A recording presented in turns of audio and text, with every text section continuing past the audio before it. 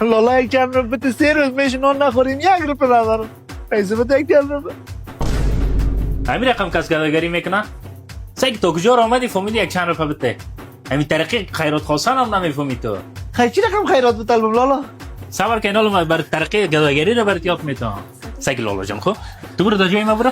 آدم دواسط دکان گداگری نمیکنه. خب سگ کن دانه دروازه به لالا 10 روپه داری 20 روپه داری اگه داشتی خوب اگه نداشتی خانه تو بر اینا ما برات یاد میتونم. خب لالا دیگه تو کیستی؟ لالا من گدایگر هستم. اون نفر که در دکان بود چی شد؟ هیچ لالا صاحب دکان طریقه گدایگری رو من یاد میداد. مشتری که بود چی شد؟ لالا او گفت صاحب دکان هستم طریقه گدایگری رو یاد میدم. ما صاحب دکان ما مشتری مرا دکان کشیدی برای حالا برادر قیمت اینا چند است؟ دستم قوره چه میشه؟ تو که خریده میتونی؟ چند است که من خریده نمی 10,000 روپه. هر چیز یک پلاستیک جالب است با. دست زدی دیگه نمیخرم چند نمیخرم دیگه ای بیادر لالا نمیخرم ای بیادر جان ای چند بیادر